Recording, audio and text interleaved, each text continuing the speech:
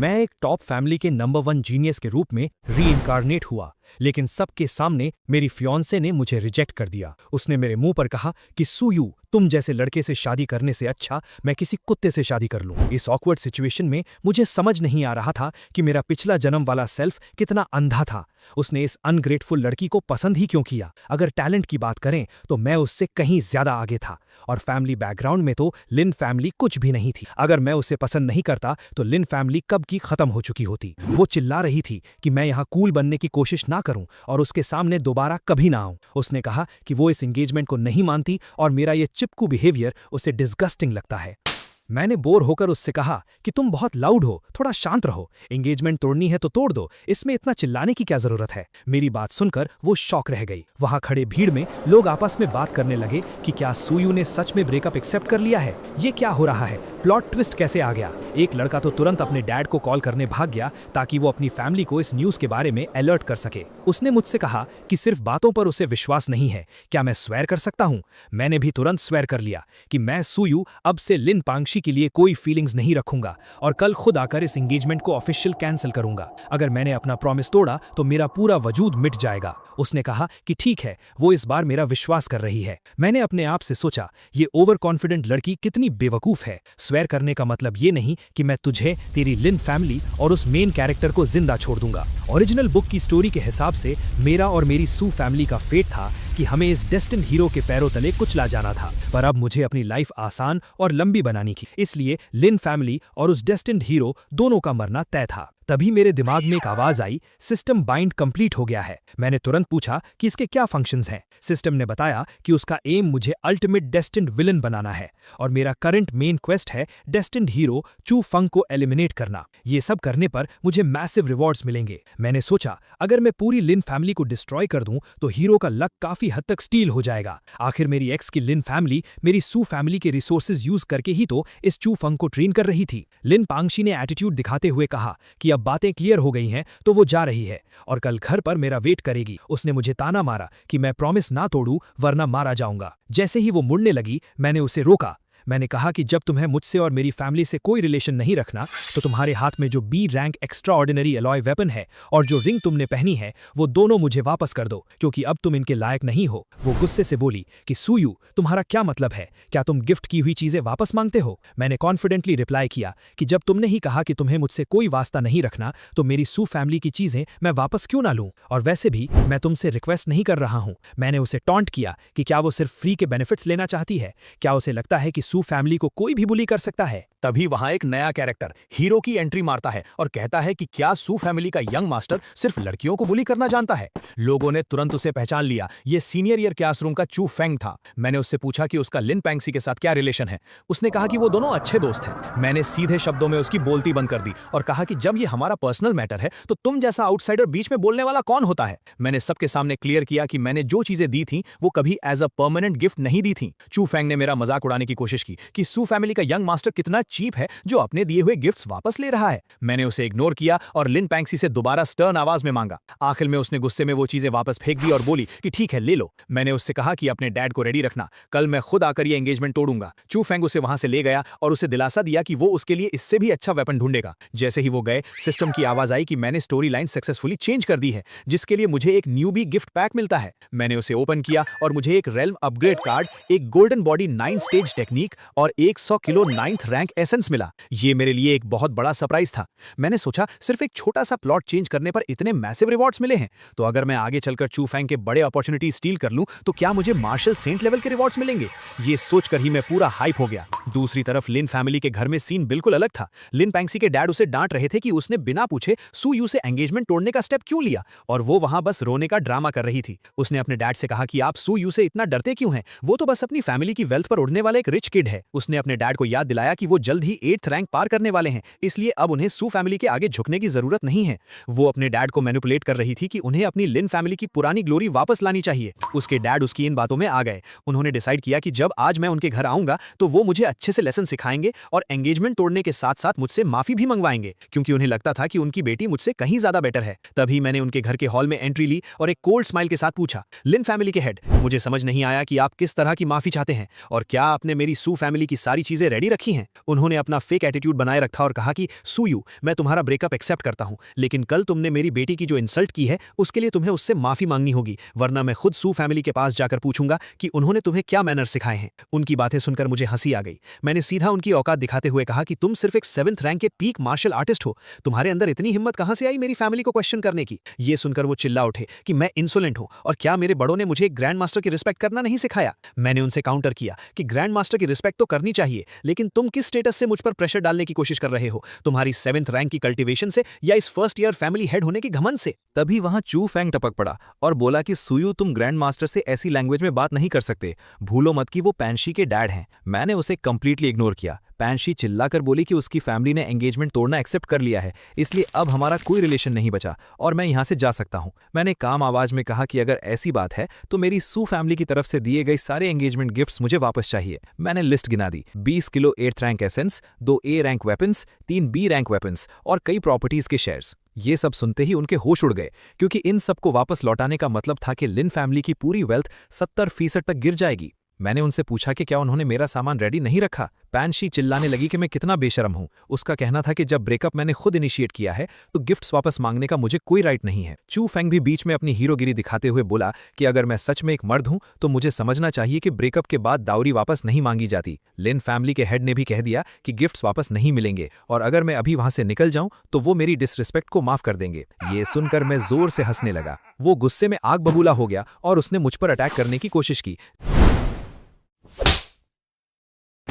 लेकिन अगले ही सेकंड मेरा 5th ग्रैंड अंकल, जो कि एक 9th रैंक का ग्रैंड मास्टर था, वहां अपीयर हुआ और उसने लिन हाउ को वहीं दबा दिया। मैंने कॉन्फिडेंटली कहा, लिन हाउ, तुम बस एक 7th रैंक के मार्शल आर्टिस्ट हो, तुम्हारी हिम्मत कैसे हुई इस यंग मास्टर पर हाथ उठाने की, इसे थप्पड़ मारो। मेरे ग्रैंड अंकल ने उसकी पूरी औकात याद दिला दी कि वो इस चीटी जैसी यूजलेस फैमिली का होकर भी हमारी सू फैमिली के खिलाफ बोल रहा है। लिन हाउ गुस्से और डर में चिल्लाया कि क्या 9th रैंक का ग्रैंड मास्टर रूल्स तोड़ना चाहता है, क्योंकि हाई रैंक एक्सपर्ट्स लो रैंक वालों को मार नहीं सकते। मेरे ग्रैंड अंकल ने स्मर्क करते हुए कहा कि जान से तो नहीं मारेंगे, लेकिन तुम्हें यहां अपने घुटनों पर बैठने पर मजबूर जरूर कर सकते हैं। और अगले ही पल लिन हाउ जमीन पर घुटनों के बल गिरा हुआ था। अपने डैड को घुटनों पर देखकर लिन पैंशी मेरे ऊपर चिल्लाने लगी। उसने कहा कि सुयू, तुम एक नंबर के जर्क हो, मेरे डैड को छोड़ दो वरना मैं जिंदगी भर तुम्हें माफ नहीं करूंगी। चू फेंग वहां आगे आया और हीरो वाले टोन में बोला कि सुयू, तुम सिर्फ अपनी फैमिली के पावर के दम पर दूसरों को बुली करते हो। आज मैं चू फेंग तुम्हें चैलेंज करता हूं, अगर तुम मर्द हो तो मेरा चैलेंज एक्सेप्ट करो। मैंने एक कोल्ड स्माइल के साथ कहा, ठीक है, मुझे तुम्हारा चैलेंज मंजूर है।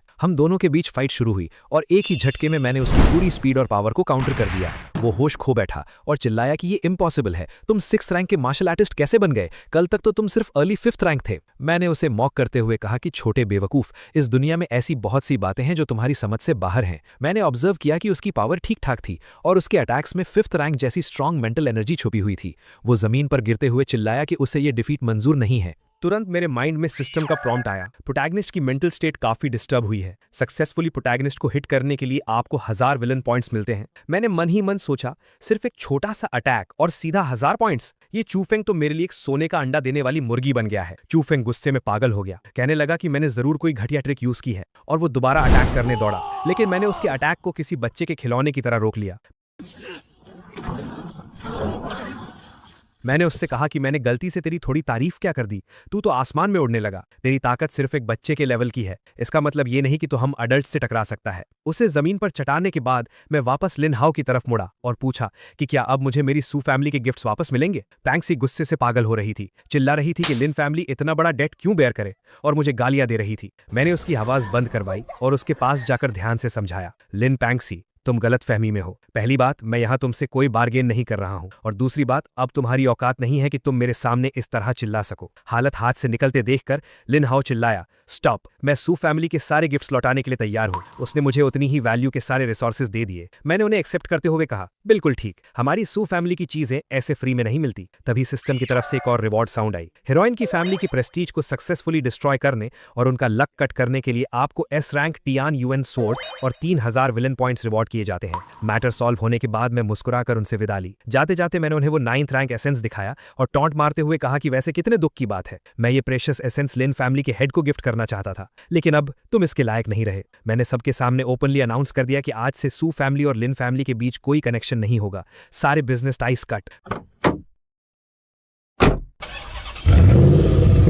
मेरे इस अनाउंसमेंट के तुरंत बाद वहां खड़े टैंक फैमिली और दूसरे बिजनेस पार्टनर्स ने भी पलटवार किया। उन्होंने लिन हाउ से सारे कॉन्ट्रैक्ट्स कैंसिल कर दिए और उल्टा उससे पेनल्टीज मांगने लगे, क्योंकि उनका कहना था कि उन्होंने सिर्फ सू फैमिली के रेफरेंस से लिन फैमिली के साथ बिजनेस किया था। लिन हाउ गुस्से और मजबूरी में चिल्ला कर रह गया। सिस्टम ने फिर से बजाया। हीरोइन की फैमिली को इनडायरेक्टली दबाने के लिए आपको 2000 विलन पॉइंट्स और मिल गए। सीन चेंज हुआ और मैं वापस अपने घर आ गया। मैं वहां बैठा थोड़ा जोन आउट हो गया था, तभी मेरे डैड वहां आए। उन्होंने मुझे बैठने को कहा और बोले कि घर में अकेले जब कोई आउटसाइडर ना हो तो फॉर्मेलिटीज की जरूरत नहीं है। मैंने उनसे पूछा कि क्या वो एक्स्ट्रा टेरिटोरियल बैटलफील्ड पर वापस जा रहे हैं। उन्होंने बताया कि कुछ छोटी मोटी बातें हैंडल करने के बाद वो वापस निकल जाएंगे, पर जाने से पहले उन्होंने मुझे समझाया कि अब जब मेरी आंखें खुल चुकी हैं तो मुझे इस फ्री टाइम में प्रॉपरली ट्रेन करना चाहिए। मैंने पिछले कुछ सालों में काफी टाइम वेस्ट कर दिया था। उन्होंने मुझे खुशखबरी दी कि उन्होंने पूरी फैमिली को ऑर्डर्स दे दिए हैं कि मेरी ट्रेनिंग रिसोर्सेज की अब कोई लिमिट नहीं होगी। ये सुनकर मैं अंदर ही अंदर खुशी से पागल हो रहा था। सही में घर में ऐसी इनफाइनाइट वेल्थ होना किसी सपने जैसा था। मैंने पूरे कॉन्फिडेंस से डैड को अश्योर किया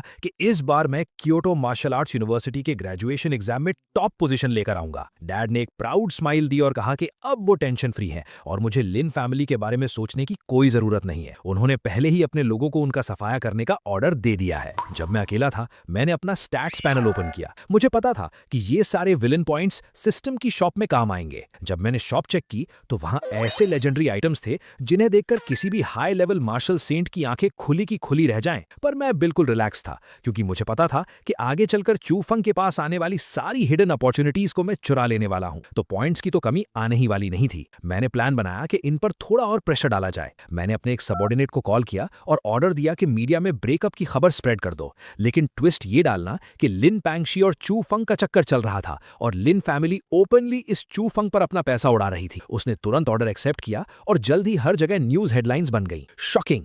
लिन फैमिली की शहजादी ने एंगेजमेंट तोड़ी क्योंकि वो सीक्रेटली किसी और आदमी को स्पॉन्सर कर रही थी। लोग आर्टिकल्स पढ़कर उनका मजाक उड़ाने लगे कि बाहर से इतनी इनोसेंट दिखने वाली लड़की अंदर से इतने गेम्स खेल रही थी। अगले ही दिन लिन पैंगशी गुस्से से भरी हुई मेरे पास आई। वो चिल्ला रही थी कि सू यू, तुम एक नंबर के जर्क हो। तुमने मेरे और चू फंग के बारे में इतनी घटिया बातें फैलाकर मेरा नाम खराब कर दिया है। मुझे आज के आज एक एक्सप्लेनेशन चाहिए। मैंने फुल इनोसेंट होने की एक्टिंग करते हुए उससे पूछा, कैसा एक्सप्लेनेशन? मैंने थोड़ी ना मीडिया से कुछ कहा है। सबको पता है कि हमारा ब्रेकअप लोगों के सामने हुआ था, और वैसे भी जब तुम्हारी एंगेजमेंट मेरे साथ हो चुकी थी तब तुम उस चू फंग के इतना क्लोज क्यों घूमती थी? क्या इसमें तुम्हारी थोड़ी सी भी गलती नहीं है? उसने रोते हुए चिल्लाया कि वो और चू फंग सिर्फ अच्छे दोस्त हैं और लोगों की सोच इतनी घटिया है। मैंने कोल्डली रिप्लाई किया कि लोगों की सोच कैसी भी हो, मुझे उससे क्या फर्क पड़ता है। अब जब हमारा कोई कनेक्शन नहीं बचा है तो तुम मेरी नजरों से दूर हो जाओ। तुम्हें कोई राइट नहीं है यहां आकर मुझसे क्वेश्चंस पूछने का। वो रोने लगी और मुझे कोसने लगी कि वो मुझे कभी माफ नहीं करेगी। मैंने उसकी तरफ देखा भी नहीं और सिंपली गुड बाय कह दिया। वहां आसपास खड़े स्टूडेंट्स उसे और उसके उस अच्छे दोस्त को देखकर बुरी तरह ट्रोल करने लगे। स्टोरी शिफ्ट होती है मेरी यूनिवर्सिटी की तरफ। हमारे टीचर ने अनाउंस किया कि ग्रेजुएशन एग्जाम में अब सिर्फ 9 दिन बचे हैं और हमारी फाइनल क्लोज ट्रेनिंग शुरू हो चुकी है। आने वाले 8 दिनों के बाद हेवनली रैंकिंग डिसाइड की जाएगी। जो भी स्टूडेंट फर्स्ट पोजीशन पर आएगा उसे एक 9th रैंक एसेंस, एक A रैंक एलॉय वेपन, एक pure 9th rank grand master की डायरेक्ट ट्रेनिंग और साथ ही मिलिट्री में एक ल्यूटेनेंट की रैंक दी जाएगी। सेकंड और थर्ड आने वालों को भी 8th रैंक के रिसोर्सेज और सेकंड ल्यूटेनेंट की रैंक मिलेगी। उसी दौरान मैंने चू फंग की तरफ नोटिस किया और उसका ऑरा पहले से काफी अलग लग रहा था। वो ऑलरेडी 5th रैंक के मिड स्टेज तक पहुंच चुका था। मैंने अपने आप से कहा, कमाल है, एक नंबर का डेस्टिन प्रोटैगनिस्ट है ये। कुछ ही दिनों में सीधा एक बड़ा रैंक अपग्रेड कर लिया। उसकी स्पीड बिल्कुल अनरियल थी। मुझे रियलाइज हो गया था कि मैं इस चू फंग को आराम से लेवल अप करने नहीं दे सकता। मुझे उसके आगे आने वाले सारे अपॉर्चुनिटीज और लक को कट करना पड़ेगा। वहीं मीटिंग खत्म होती है और सब डिसबैंड हो जाते हैं। दूसरी तरफ चू फंग जोरों शोर से ट्रेनिंग में लगा हुआ था, पूरा फोकस अपनी ताकत बढ़ाने में, और अचानक उसने एक और ब्रेक थ्रू अचीव कर लिया। वो 5th रैंक के लेट स्टेज में पहुंच गया। उसकी आंखों में एक अजीब सा घमंड था और वो अपने आप से बोला कि अब चाहे 6th रैंक के अर्ली स्टेज वाले सामने आए, वो भी उसका सामना नहीं कर सकते। उसने कसम खाई कि वो मुझे अपने पैरों तले कुचल देगा और अपने उस पहले वाले थप्पड़ का बदला ले। फिर तो जैसे चू फंग बिल्कुल पागल ही हो गया। एक ही दिन के अंदर उसने हेवनली रैंकिंग के नंबर 9 को डिफीट कर दिया। उसने ओपनली अनाउंस किया कि ये नंबर 9 तो सिर्फ एक शुरुआत है, अब वक्त आ गया है कि रैंकिंग का नंबर 1 ये किंग भी अपनी जगह से हटे। उसने ये किंग को चैलेंज किया। पूरा ग्राउंड क्राउड से भरा हुआ था और सब ये किंग को चीयर कर रहे थे।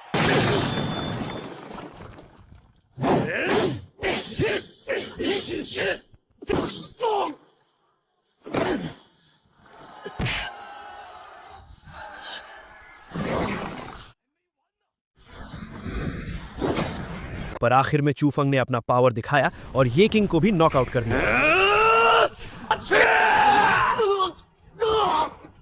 जीतने के बाद वो स्टेज पर खड़ा होकर चिल्लाया कि उसे पता है सब उसको हल्के में लेते हैं और उसे सिर्फ एक टॉय बॉय समझते हैं, लेकिन उसने अपनी पावर प्रूव कर दी है। उसने पूरी आवाज में मुझे चैलेंज किया और कहा कि सुयू, कल शाम 5 बजे अगर तुम मर्द हो तो मुझसे लड़कर दिखाओ। मैं सबको बताऊंगा कि मैं उस लिन पैंगशी के लायक हूं, तुम नहीं। थोड़ी देर बाद मेरा एक दोस्त परेशान हालत में मेरे रूम का दरवाजा पीटने लगा। उसने घबराकर बताया कि यू भाई, अरीना में बहुत बड़ा बवाल हो गया है। चूफंग ने काफी टॉप रैंकर्स को हरा दिया है और अब स्टेज से तुम्हें चैलेंज कर रहा है। मैंने मुस्कुराकर सोचा कि लगता है हमारा हीरो अब लोगों के नीचे रहना पसंद नहीं कर रहा। मैंने कूल वे में कहा, चलो चलकर देखते हैं कि क्या तमाशा चल रहा है। मैं जब अरीना पहुंचा तो वो चूफंग स्टेज पर खड़ा माइक्रोफोन पर बोल रहा था कि अगर मेरे अंदर हिम्मत है तो वो वहां आकर मुझसे लड़े। मैंने स्टेज की तरफ चलकर जाते हुए अपनी लाउड आवाज में कहा, कल तक वेट करने की कोई जरूरत नहीं है, मेरे पास फालतू का टाइम नहीं है। अगर तुमने मेरा सिर्फ एक अटैक झेल लिया तो मैं सू फैमिली को हमेशा के लिए छोड़ दूंगा। क्या तुम्हें यह बेट मंजूर है? चूफंग ने कंफ्यूज होकर पूछा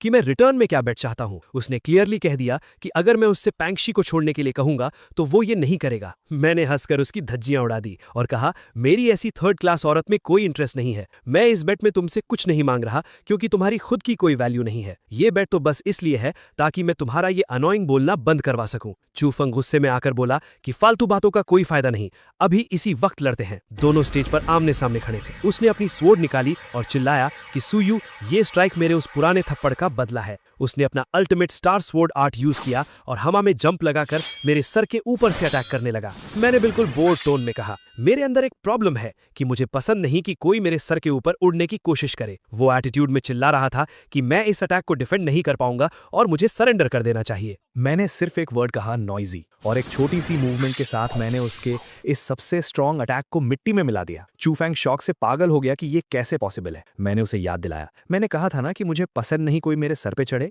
अब मैं सिर्फ एक स्ट्राइक करूंगा, अगर बच गए तो मैं हमेशा के लिए चला जाऊंगा। मैंने अपना हेवनली स्किल यूज किया और उसके ऊपर एक मैसिव प्रेशर ड्रॉप किया। चूफैंग चिल्लाया कि ये इम्पॉसिबल है और उसने अपने सारे अल्टीमेट मूव्स लगाने की कोशिश की, लेकिन एंड में वो बुरी तरह जमीन पर धूल चाट रहा था। आखिर में उसके स्कूल के एक टीचर ने आकर उसकी जान बचा ली। चूफैंग ने थोड़ी शर्म के साथ अपने टीचर से माफी मांगी कि उसने उन्हें डिसअपॉइंट किया है। उसके तुरंत बाद स्कूल के वाइस प्रिंसिपल हान ने आकर मुझे डांटना शुरू कर दिया कि मैं चैलेंज मैच में जान से मारने का अटैक कर रहा था और मैंने रूल्स तोड़े हैं। मैंने सीधे उनकी आंखों में देखते हुए पूछा, मैं जानना चाहता हूं कि मैंने कौन सा रूल तोड़ा है? जहां तक मुझे याद है, रैंकिंग टूर्नामेंट कोई मामूली मैच नहीं है। इसमें ओपनली एनकरेज किया जाता है कि हम अपनी फुल पावर का यूज करें ताकि हमारा ट्रू पोटेंशियल बाहर आए और सामने वाले चैलेंजर को पूरी रिस्पेक्ट मिले। और वैसे भी वहां पर सेफ्टी के लिए मेंटर्स तो मौजूद थे ही, तो क्या अपनी पूरी ताकत से लड़ना अब रूल ब्रेक करना हो गया है? वाइस प्रिंसिपल हान का ईगो हर्ट हो गया और वो चिल्ला पड़े कि सुयू, तुम्हें पता भी है तुम किससे बात कर रहे हो? क्या तुम्हारी फैमिली ने तुम्हें बड़ों की रिस्पेक्ट करना नहीं सिखाया?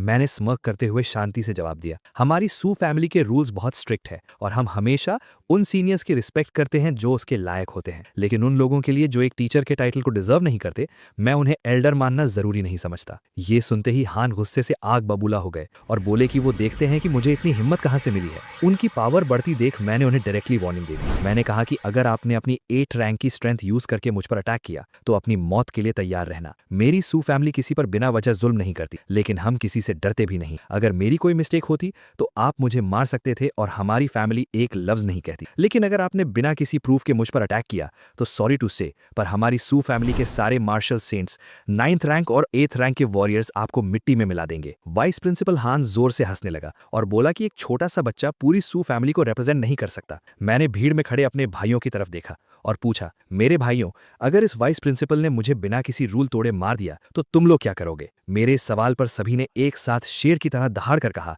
कि अगर हमारी फैमिली के किसी भी मेंबर को अन्याय से मारा गया तो पूरी फैमिली अपना सब कुछ लगाकर इस आदमी और इसकी ब्लड लाइन का नामो निशान मिटा देगी। इस धमाके के बीच मेरे सेकंड ग्रैंड अंकल भी वहां आ पहुंचे। उन्होंने अपनी डीप और स्ट्रांग आवाज में कहा कि हान वाइस प्रिंसिपल, मैं भी यहां हूं, मुझे भी सुनना है कि मेरे पोते ने आखिर कौन सा गुनाह किया है। अगर इसने रूल्स तोड़े हैं तो इसे सूली पर चढ़ा दो, सू फैमिली कभी शिकायत नहीं करेगी। लेकिन अगर आप रीजन नहीं दे पाए तो चाहे हमें सेंट ये जैसे लेजेंड से दुश्मनी करनी पड़े, हम आपसे बदला जरूर लेंगे। ये सुनते ही वाइस प्रिंसिपल का पसीना छूट गया। वो थोड़ा स्टटर करते हुए बोला कि ये एक स्कूल है और रूल ब्रेकर्स को पनिश करना स्कूल का राइट है। मैंने डायरेक्ट स्कूल के मेन प्रिंसिपल की तरफ देखा जो वहां आ चुके थे और पूछा कि प्रिंसिपल सर, आप बताएं कि क्या मैंने कुछ गलत किया है। हेवनली रैंकिंग के नंबर 1 ने मुझे चैलेंज किया और एज अ लोअर रैंकर मैंने अपनी पूरी ताकत लगाई। इसमें किस रूल का वायलेशन हुआ है? जब कोई रूल नहीं टूटा तो ये वाइस प्रिंसिपल मुझे किस बात की सजा देना चाहते हैं? प्रिंसिपल ने अग्री किया और वाइस प्रिंसिपल हान को पब्लिक के सामने मजबूर होना पड़ा ये कहने के लिए कि उन्होंने मुझे फॉल्सली अक्यूज किया है और वो माफ मांगते हैं। लेकिन मैंने कोल्डली आंसर दिया कि मुझे आपकी ये सॉरी एक्सेप्ट नहीं है। मेरे ग्रैंड अंकल ने एक ही झटके में हान पर एक बड़ा स्ट्राइक किया। उन्होंने कहा कि मेरी सू फैमिली पर कीचड़ उछालने की कीमत सिर्फ एक नकली माफी से नहीं चुकाई जा सकती और ये थप्पड़ एक मार्शल सेन फैमिली को डिसरेस्पेक्ट करने का नतीजा है। अपने टीचर को पिटता देखकर चूफोंग का हीरो मोड ऑन हो गया। उसने एक ड्रामेटिक लाइन मारी, सू यू, इस दिन को याद रखना, 30 साल नदी के इस पार और 30 साल उस पार। आज तुमने अपनी फैमिली की बैकिंग का फायदा उठाकर मुझे और मेरे टीचर को झुकाया है, पर एक दिन मैं खुद आकर अपने इस इंसल्ट का बदला लूंगा। मैंने बस उसकी इस मूवी जैसी डायलॉग डिलीवरी पर हंस दिया और कहा कि ठीक है बच्चे, तब तक जी जान से मेहनत करते रहना। आखिर में प्रिंसिपल ने स्ट्रिक्टली अनाउंस कर दिया कि इस चैलेंज के ट्रू विनर्स सू यू हैं। प्रिंसिपल ने एक और शॉकिंग खबर सुनाई। उन्होंने अनाउंस किया कि कल रैंकिंग लॉक होने के बाद टॉप 20 स्टूडेंट्स को हमारे 9th रैंक्ड ओल्ड प्रिंसिपल के मार्शल आर्ट्स की लेगेसी को इनहेरिट करने का चांस मिलेगा। ये सुनकर पूरे क्राउड में आग लग गई। सब एक्साइट हो गए क्योंकि एक 9th रैंक्ड ग्रैंड मास्टर की इनहेरिटेंस बाकी सभी आइटम से ज्यादा प्रेशियस थी। फिर प्रिंसिपल ने सेफली और पोलाइटली मेरे फैमिली एल्डर्स को वहां से निकलने का रिक्वेस्ट किया और अश्योरेंस दी कि मेरी सेफ्टी की रिस्पॉन्सिबिलिटी अब उनकी है। उनके जाने के बाद प्रिंसिपल ने वीपी हान को डायरेक्टली वार्न किया कि अपने दिमाग से कोई भी असैसिनेशन प्लान निकाल देना, वरना तुम्हारी मदद कोई मिनिस्टर भी नहीं कर पाएगा। फिर उन्होंने मुझे वापस आकर प्रॉपर्ली रेस्ट लेने को कहा और बताया कि परसों स्कूल के पीछे वाले नर्सिंग होम में गैदर होना है। वापस आते ही मेरे दिमाग में सिस्टम की आवाज गूंजी जिसने मुझे पूरे 15,000 villain points, 10 points heaven and earth power, एक टियानुआन पिल और एक सोल सेवरिंग क्रिस्टल का रिवॉर्ड दिया। ये सब देखकर मेरी खुशी का ठिकाना नहीं था। इस बार तो छप्पर फाड़ कर प्रॉफिट हुआ था। मैंने अपनी अगली स्ट्रैटेजी डिसाइड की। जैसे ही मैं आउटर डायमेंशनल बैटलफील्ड में मार्शल गॉड का ट्रेजर हासिल करूंगा, उस दिन के बाद इस हीरो चूफोंग का इस दुनिया में जिंदा रहने का कोई मतलब नहीं रह जाएगा। रात को मैंने अपना स्टैट्स पैनल ओपन किया। मुझे नेक्स्ट लेवल में कंप्लीटली एक परफेक्ट ब्रेक थ्रू चाहिए था और इसके लिए मेरी फिजिकल कंडीशन पीक पर होनी जरूरी थी। मैंने ब्लड वाइटैलिटी मास्टरी को बूस्ट करने का ऑप्शन सिलेक्ट किया। सिस्टम ने बताया कि मास्टरी को 100% तक बढ़ाने के लिए 2900 पॉइंट्स लगेंगे। मैंने विदाउट हेजिटेशन पॉइंट्स खर्च कर दिए और अचानक मेरी बॉडी में एक अनरियल एनर्जी दौड़ने लगी। तब मुझे समझ आया कि सारे मेन कैरेक्टर्स ब्रेक थ्रू से पहले 90% के ऊपर क्यों रहते हैं। उस अल्टीमेट पावर की फीलिंग ही अलग थी। मेरे ब्रेक थ्रू की एनर्जी इतनी मैसिव थी कि वो एक फिनोमिनन बन गई और बाहर लोगों को नोटिस होने लगी।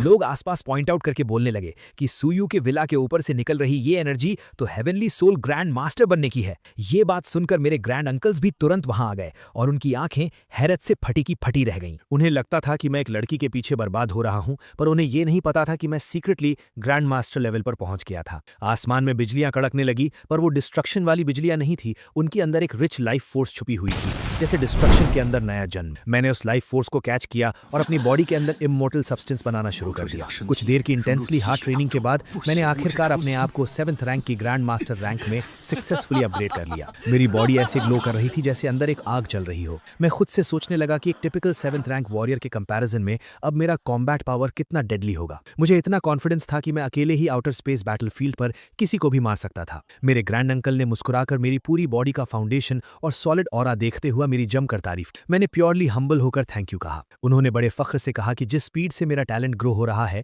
अगली 20 साल में मैं 9th रैंक और 50 साल के अंदर मैं एक फुल फ्लेजेड मार्शल सेंट जरूर बनूंगा। उन्होंने मुझे आराम करने का एडवाइस दिया और फिर से रिमाइंड करवाया कि कल ओल्ड नर्सिंग होम आना मत भूलना। अगले दिन जब मैं उस ओल्ड नर्सिंग होम पहुंचा, प्रिंसिपल हम सबको पुराने रिटायर्ड ओल्ड जाओ के पास ले जा रहे थे। वहां पर बैठे सारे बाकी लेजेंड्स मेरी तरफ पॉइंट आउट करके बातें कर रहे थे कि सू फैमिली की लक कितनी सॉलिड है जो इनके घर एक हेवनली सोल ग्रैंड मास्टर आया। एक एक करके सभी स्टूडेंट्स अंदर जा रहे थे और थोड़ी देर बाद अंदर जाने की बारी मेरी आई। जैसे ही मैं अंदर गया, ओल्ड जाओ ने मुझे आवाज दी और बैठने को कहा। उन्होंने मेरी ताकत देखी और एक सॉफ्ट स्माइल देते हुए बोले, हमारे स्कूल में एक हेवनली सोल ग्रैंड मास्टर आया है, पर अनफॉर्चुनेट रियलिटी ये है कि मेरी ये मार्शल आर्ट्स लेगेसी तुम्हारे नेचर को सूट नहीं करती और उसके लिए मैंने किसी और को सिलेक्ट किया हुआ है। लेकिन एज अ सीनियर मैं तुम्हें किसी भी मार्शल आर्ट टेक्निक के बारे में गाइड कर सकता हूँ। पूछो तुम क्या जानना चाहते हो। मैंने उन्हें डायरेक्टली देखते हुए रिस्पेक्टफुली कहा कि मुझे कोई टेक्निक नहीं चाहिए, मुझे बस उस स्पेसिफिक रूल रुइन यानी उस मिस्टिक खंडहर का की चाहिए। क्या आपको उसके सीक्रेट्स पता हैं? ओल्ड जाओ का चेहरा थोड़ा सीरियस हो गया। उन्होंने कहा कि वो पर्सनली कंफर्म कर सकते हैं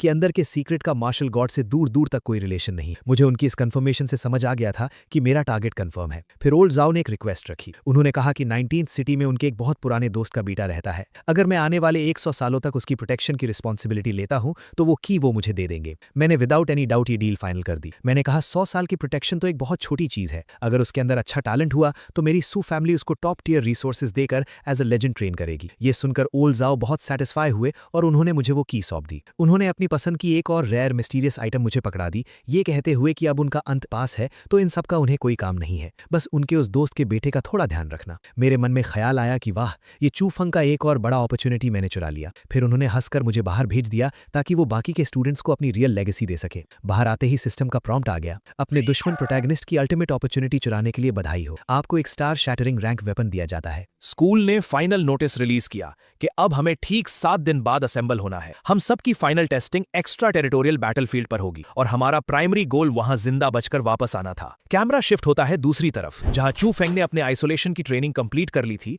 और सीधा लिन फैमिली के दरवाजे पर उनसे मिलने आया। लिन हाओ और उसके मेंबर्स ने उसको वीआईपी की तरह अंदर इन्वाइट किया। लिन हाओ ने अपने घर वालों को प्राउडली कहा, देखा, मैं तुम लोगों से पहले ही कह रहा था कि उसको अपना प्रेशियस बी रैंक वेपन देकर मैंने कोई गलती नहीं की। चू फेंग ने बहुत आदर भरे स्वर में कहा कि अगर सू फैमिली की इतनी बड़ी थ्रेट के बाद भी उन्होंने उसका सपोर्ट ना किया होता तो उसका यह अचीवमेंट पॉसिबल नहीं था। फिर उसने लिन पैंगशी की आंखों में देखते हुए कहा, मैं वापस आ गया हूं और अब मेरी सारी जिंदगी सिर्फ तुम्हें प्रोटेक्ट करने में जाएगी, कोई भी तुम्हें दुख नहीं दे पाएगा। वो ब्लश करने लगी। लिन हाओ ने जल्दी से बीच में बोलते हुए उसे बैठने को कहा और रिक्वेस्ट की कि एक्स्ट्रा टेरिटोरियल बैटलफील्ड में वो उनकी बेटी और लिन फैमिली के बाकी स्टूडेंट्स का ध्यान रखें। चू फेंग ने दिल पर हाथ रखकर कहा कि जिस फैमिली ने उस पर इतना बड़ा एहसान किया है वो उन्हें कभी भूल नहीं सकता। इसके बाद चू फेंग ने अपने मास्टर प्लान को रिवील किया। उसने बताया कि कैसे लोग और नॉर्मल स्टूडेंट्स सू फैमिली की गुंडागर्दी और उनके उस एटीट्यूड से नफरत करने लगे हैं जहां वो अपने आप को सभी से ऊपर समझते हैं। चू फेंग ने लिन हाओ को एक स्पेशल अलायंस बनाने का आइडिया दिया जिसमें सारी सेकंड और थर्ड टियर फैमिलीज एकजुट होकर इन टॉप लेवल एलीट्स और सू फैमिली के खिलाफ आउटर बैटलफील्ड में खड़ी होंगी। लिन हाओ खुशी से राजी हो गया और उन अलायंस को असेंबल करने की रिस्पॉन्सिबिलिटी ले ली। पूरा एटमॉस्फेयर काफी पॉजिटिव हो गया और फाइनली लिन हाओ वहां से खिसक गया ये बोलकर कि तुम दोनों यंगस्टर्स कितने दिनों बाद मिले हो तो थोड़ी देर गार्डन में अकेले बैठकर टाइम स्पेंड करो। कुछ दिन गुजरने के बाद हम सबकी यूनिवर्सिटी की team finally extra territorial battlefield की तरफ रवाना हो गई। मैंने अपने आप से मन में डिसाइड कर लिया था कि अब वक्त आ गया है सबको दिखाने का कि एक सच्ची मार्शल सेंट फैमिली की धांसू ताकत क्या होती है। रास्ते में हेड ऑफिसर ने एक लंबा मोटिवेटिंग स्पीच दिया। उसने सबसे कहा कि तुम सब आने वाले ड्रैगन कंट्री के फ्यूचर पिलर्स हो, लेकिन ये बैटलफील्ड बच्चों का खेल नहीं है। यहाँ एलियन रेसेस के एक्सपर्ट से तुम्हारी सीधी टक्कर होगी जिन्होंने मौत को बहुत करीब से देखा है। उसने बताया कि जो लोग इस ब्लड बाथ को सर्वाइव कर लेंगे वो कंफर्म 6th रैंक या 7th रैंक के स्ट्रॉन्ग ग्रैंड मास्टर बनकर लौटेंगे। उसने सबको जिंदा वापस आने की विश दी।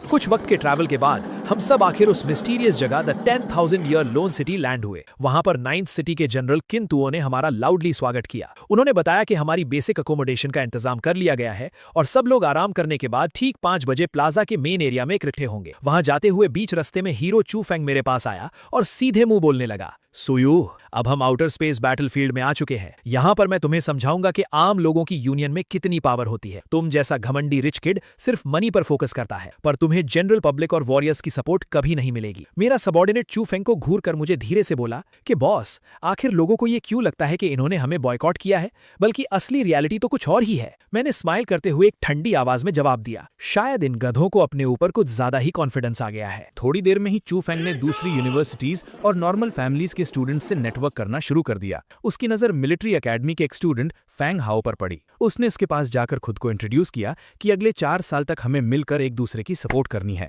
चू फेंग ने तुरंत अपना इमोशनल ड्रामा शुरू कर दिया और मेरा नाम बदनाम करते हुए बोला कि सुयू जो लीडर है वो बस अपनी मार्शल सेंट फैमिली के बेस पर गुंडागर्दी करता है और फोर्सफुली एंगेजमेंट करता है। जब मेरी फ्रेंड ने उसे मना किया तो उसने ना सिर्फ रिश्ता तोड़ा बल्कि उसके डैड को बुरी तरह पीट दिया। इस वजह से सारे स्टूडेंट्स उसके ग्रुप को अवॉइड करते हैं क्योंकि लोग डरते हैं कि उन्हें भी ही मार दिया जाएगा। उसके पीछे से आकर लिन पैनशी ने भी रोते हुए झूठ बोला कि मैंने लगातार 7 साल तक उसके पीछे पड़कर उसे तंग किया, और जब उसने ना कह दी तो मैंने पावरफुल स्टेटस का यूज करके उसके परिवार वालों के साथ अब्यूज किया। उनका घटिया रोना धोना सुनकर आसपास खड़े और नॉर्मल स्टूडेंट्स प्रोवोक हो गए कि एलीट फैमिलीज स्ट्रीट के क्रिमिनल से भी ज्यादा खतरनाक और घटिया होते हैं। फैंग हाओ ने इनकी सारी एक्टिंग बहुत ध्यान से सुनी। फिर उसने वहां खड़े गुस्से में आग बबूला हो रहे स्टूडेंट्स से एक डायरेक्ट क्वेश्चन पूछा, तो मैं एक बात जानना चाहता हूं, क्या तुम सबको सच में कभी किसी रिच फैमिली या फिर स्पेशली इन एलीट्स ने तकलीफ दी है, या फिर तुम्हारे पास ऐसी कोई सेम स्टोरी है जो इस लड़की जैसी हो? चू फेंग ने अपना नकली भाईचारा दिखाते हुए फैंग हाओ से कहा कि इन एलीट लोगों के नेचर बहुत एक्सट्रीम होते हैं और तुम्हें धोखेबाजी से सावधान रहना चाहिए। लेकिन फैंग हाओ का एक्सप्रेशन कंप्लीटली चेंज हो गया और उसने एक लाउड और बोल्ड वॉइस में मेरी तरफ देखकर पुकारा, बॉस सू, तो क्या मार्केट में उड़ रही खबरों में आने वाला वो नया टॉय बॉय और आप पर एटीट्यूड दिखाने वाली घटिया औरत यही दोनों हैं? भाई ये तो बिल्कुल परफेक्ट जोड़ी लग रही है। चू फेंग हकलाते हुए बोला कि ये तुम क्या बोल रहे हो और उसका मतलब क्या है? फैंग हाओ एक जबरदस्त हंसी देकर बोला कि मेरा सिंपल मतलब यही है कि मैं तुम पर और तुम्हारी साइड में खड़ी इस फेक औरत पर पूरे दिल से हंस रहा हूं। फिर फैंग हाओ अपनी एकेडमी के बाकी लॉन्डों की तरफ मुड़ा और चिल्लाकर पूछा कि भाइयों और मेरे एकेडमी के सोल्जर्स, मुझे इस एक डाउट का आंसर देना, तुम इन लोगों पर विश्वास करते हो या अपने बॉस सूयू पर? मैंने भीड़ की तरफ कदम बढ़ाते हुए उन्हें उस कुएं के मेंढक की कहावत सुनाई। मैंने उन लोगों की आंखों में झांकते हुए पूछा कि क्या तुम सबको सच्ची में लगता है कि तुम्हारे चंद खोखले शब्दों से पूरी दुनिया को बेवकूफ बनाया जा सकता है? चू फेंग का पसीना निकल गया और वो बोला कि सूयू, आखिर तुमने ये कौन सा नया प्लान तैयार कर लिया है? फैंग हाओ ने अकड़ते हुए जवाब दिया, भूल जाओ कि यहाँ किसी ने गेम खेला है।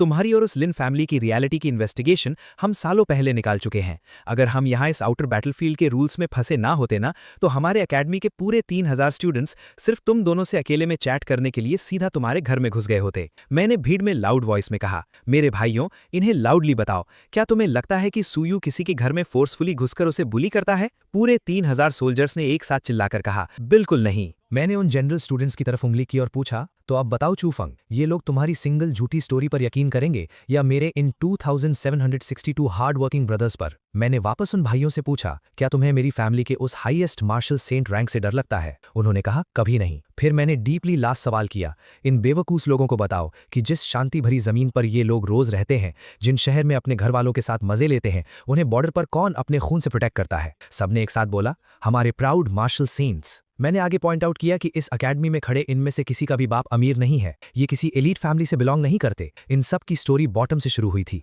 सब ने मेहनत करके बिना पैसे लगाए इन स्कूल्स और अकेडमी में एंट्रेंस निकाली, और इन्होंने अपनी ये हार्ड वर्किंग फेट हम जैसे टॉप फैमिलीज की चैरिटी और बेसिक रिसोर्सेज से बिल्ड की है। हमने इनसे कभी बदले में कुछ मांगा तक नहीं। हमारी मदद से ये अपग्रेड होकर अपने देश के पूरे पिलर्स बन जाते हैं। तो क्या इनमें से किसी के चेहरे पर मेरे या एलीट फैमिलीज के अगेंस्ट गुस्सा दिख रहा है? हम इनको दबाकर रखते हैं। मैंने लाउडली तमाचा मारते हुए पूछा, जब एक अच्छी कंडीशन से उठने वाला चूफंग जैसा बंदा खुद को गरीब विक्टिम बुलाता है, तो फिर इन सच्चाई में ग्राउंड से उठे हुए गरीबों का टैग आखिर क्या बनेगा? फैंग हाओ ने आगे जाते हुए चूफंग को अल्टीमेट रियलिटी हिट की। उसने कहा, बॉस सू बिल्कुल ठीक कह रहे हैं, तुम्हें किसी एलीट ने परेशान नहीं किया है और तुम लोग सिर्फ इंटरनेट ट्रेंड्स फॉलो करके एलीट से नफरत कर रहे हो। ध्यान से सुनना तुम सबके सब, ये अकेडमी सूयू की इज्जत उसके बाप की रैंक के बेस पर नहीं करती है। हमारी औकात सूयू ने फ्रेशमैन कॉलेज के फर्स्ट ईयर में ही दिखा दी थी। सिर्फ सेम जनरल पावर लेवल का यूज करते हुए बॉस सू ने ग्राउंड में अकेले उतरकर पूरे 3000 स्टूडेंट्स की हड्डियां तोड़ डाली थी और एक रिकॉर्ड फाइट में कभी नहीं हारे थे। तुम बच्चे लोगों को क्या इस अल्टीमेट रॉ पावर के लेवल डिफरेंस का अंदाजा भी है? उस शांति भरे शॉक के बाद मेरी आंखों के सामने फिर से सिस्टम पॉपअप फ्लैश हुआ।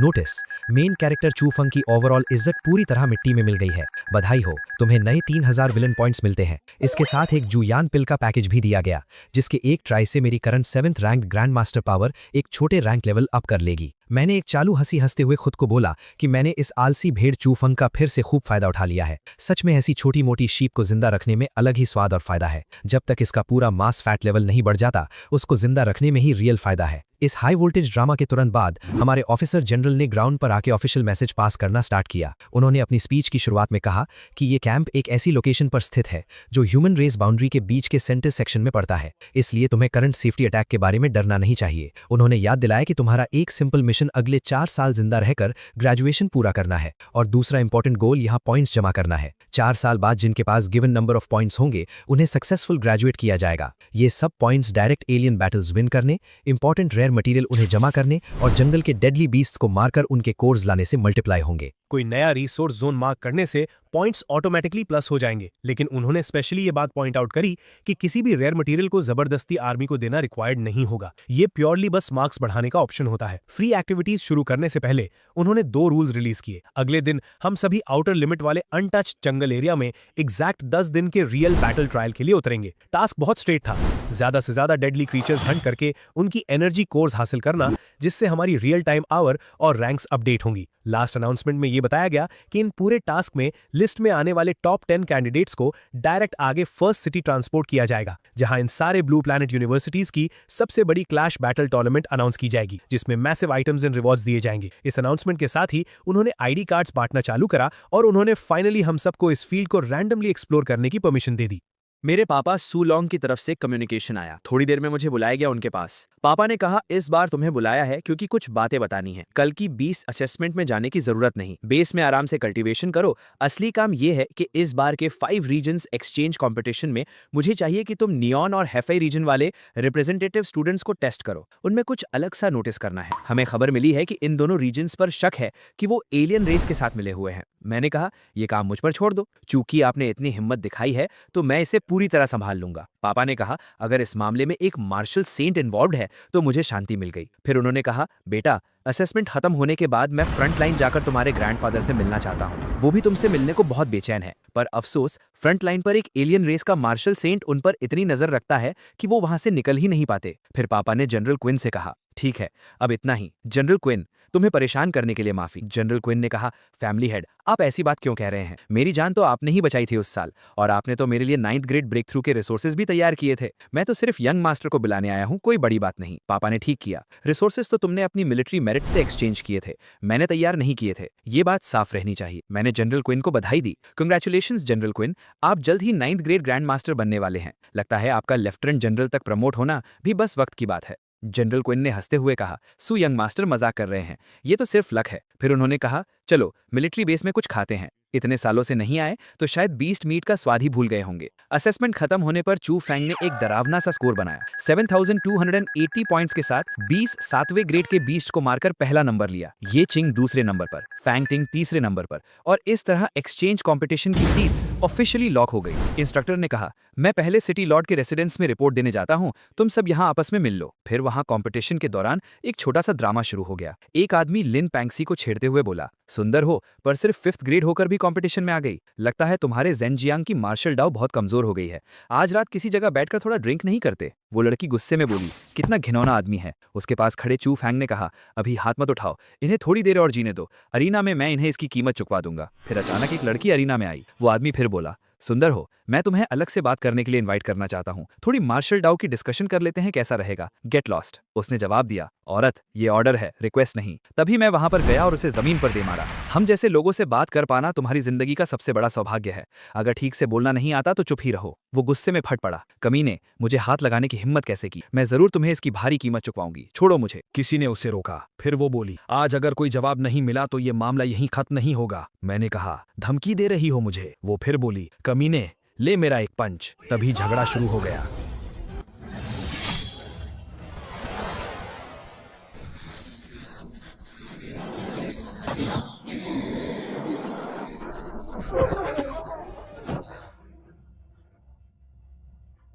जनरल नसाबी ने आकर रोका, क्या तुम सब खुलेआम 5 पैट्स पैक तोड़ने की कोशिश कर रहे हो? अरीना में किसी की जान लेना अलाउड नहीं है। घायल लोगों को वापस ले जाना कोई बड़ी बात नहीं। दूसरी तरफ से जवाब आया, क्या ये सिर्फ चोट लगने की बात है? तुम लोग तो पूरी दुनिया से दुश्मनी करने जैसा बर्ताव कर रहे हो। क्या तुम चाहते हो कि हमारी ड्रैगन नेशन पूरी दुनिया की दुश्मन बन जाए? जवाब मिला, ड्रैगन नेशन तो पैक्ट का पूरा पालन करती है, फिर हम दुनिया के दुश्मन कैसे हो सकते हैं? उन्हें फौरन छोड़ो। चू फैंग ने गुस्से से सोचा, हाँ, वैसे भी पूरे दिन सिर्फ दिखावा करना ही जानते हो। असली बहाना है दिखावा करना। फिर अगला मुकाबला शुरू हुआ। मैच 26, 9 सिटी रिप्रेजेंटेटिव बनाम 36 सिटी। किसी ने कमेंट किया, जनरल यांग को तो मैचेस अरेंज करने का खूब हुनर है। सच में? मैंने मन ही मन सोचा, ये ड्रैगन नेशन वाली लड़की तो किसी पोप की बेटी से भी ज्यादा सेक्रेड लगती है। एक मुकाबले में उस लड़की ने एक ही मूव में विक्ट्री ले ली, कभी दूसरा मूव ही नहीं चलाना पड़ा। कितना कूल है ये। एक भीड़ में किसी ने कहा, यही तो होनी चाहिए असली स्ट्रॉन्ग औरत की तस्वीर, इसमें क्या बड़ी बात है? मेरे पास भी इतनी स्ट्रेंथ होती तो मैं भी कर लेता।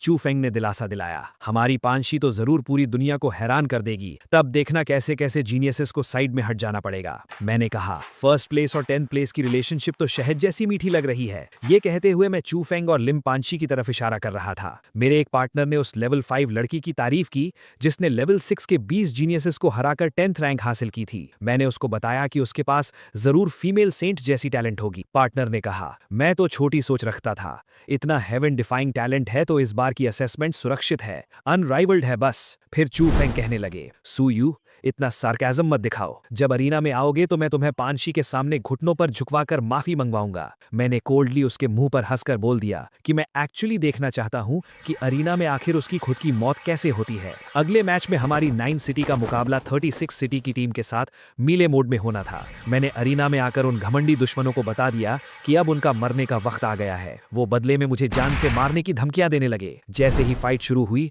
चू फेंग वहां सबका बॉस बनने की एक्टिंग करने लगा और सबको अपनी स्ट्रैटेजी बताने लगा। उसने डिसाइड किया कि दुश्मन के लेवल 6 वाले लोग फिजिकल स्ट्रेंथ में बहुत स्ट्रांग हैं, इसलिए वो अकेले 2 लोगों को रोकेगा और बाकी सब दूसरों को हैंडल करेंगे। ये सुनकर एक लड़के ने उसकी इस बॉसी एटीट्यूड को कंप्लीटली ताना मारा, पर वो आगे बढ़ गया। मैंने चू फेंग को टोकते हुए साफ कह दिया कि मुझे उसकी कोई भी स्ट्रैटेजी सुनने में बिल्कुल इंटरेस्ट नहीं है। मैंने उन ओपोनेंट्स को ललकारा और कहा कि अगर उनमें हिम्मत नहीं है तो जमीन पर घुटने टेक कर भीख मांगे। वो गुस्से में आकर मुझे जिंदा गाड़ने दौड़े। उनमें से एक ने मुझ पर अपनी एक जायंट हड्डी जैसी क्लब से अटैक किया, ये बोलकर कि इस एक स्ट्राइक से ही मेरी हड्डियां टूट जाएंगी। मैंने आगे बढ़कर उसके इतने बड़े वेपन को अपने एक सिंगल हाथ से आसानी से रोक लिया। उसकी पूरी ताकत मेरे सामने एक मजाक लग रही थी। मैंने उसकी आंखों में देखकर उसे बताया कि उसकी ये वेपन मेरे सू फैमिली के छोटे बच्चों के खिलौने से भी ज्यादा बेकार है। मैंने उस हड्डी को एक ही हाथ से क्रश कर दिया, जिसे देखकर उसके होश उड़ गए। वो डर के मारे पीछे हटा, क्योंकि उसको फाइनली समझ आ गया था कि मैं कोई नॉर्मल स्टूडेंट नहीं बल्कि एक ग्रैंड मास्टर हूं। मेरे दोस्तों ने मुझे आगे का स्टेज क्लियर करने को बोला, क्योंकि वो समझ गए थे कि मैं सबको अकेले ही मिटा सकता हूं।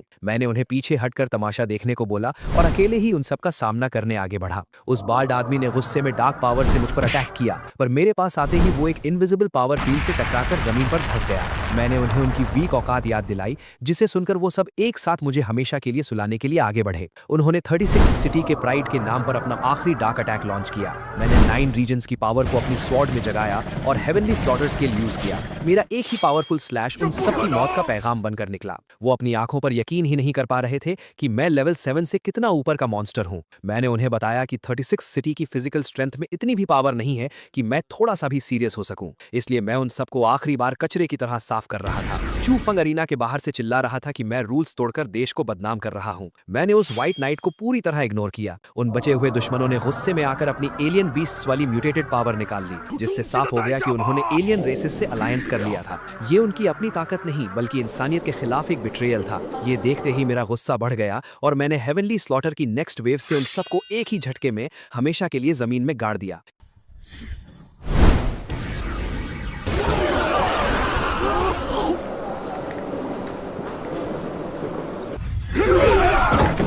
ये सब देखकर नसाबी और शेंडाई जाओ चांग जैसे जनरल्स गुस्से में पागल हो गए और उन्होंने मुझ पर रूल्स तोड़ने का नाटक करके मुझ पर अटैक करने का फैसला किया। मैंने यांग जिन को साइड किया और शेंडाई जाओ चांग की तरफ पॉइंट करते हुए पूरी दुनिया को बताया कि उन सब में कितना बड़ा खोट है। मैंने उसको और उसकी आर्मी को एक घटिया कचरा बताया जो मेरे रास्ते का कांटा नहीं बन सकते थे। नसाबी ने आगे बढ़कर मुझे धमकाया कि उसका बाप लेवल 9 पर है और वो एक होली गॉड का स्पेशल डिसाइपल है, इसलिए मैं उसे मार नहीं सकता। मैंने जोर से हंसकर उसको सिखाया कि जिसे वो होली गॉड बोलता है वो सिर्फ एलियन रेस का पाला हुआ एक सस्ता कुत्ता है। मैंने अपनी स्वॉर्ड स्विंग की और उस बाल जनरल को भी बिना सोचे समझे एक ही वार में सीधा नर्क भेज दिया। उसके बाद शेंडाई जाओ चंग अपनी लेवल 8 की लाइटनिंग पावर के साथ हवा में उड़ते हुए मेरे ऊपर अटैक करने आया, ये सोचकर कि मैं उसके इस अल्टीमेट मूव के सामने नहीं टिक पाऊंगा। मैंने कोल्डली अपनी वॉइड स्वॉर्ड बाहर निकाली और उसके लेवल 8 के अटैक को एक मजाक की तरह काट कर उसको 2 हिस्सों में तोड़ दिया। चू फेंग ये सब दूर से देखकर सदमे में जमा हुआ था। उसकी आंखों में आंसू थे और वो जल भुनकर सोच रहा था कि उसने इतनी मेहनत की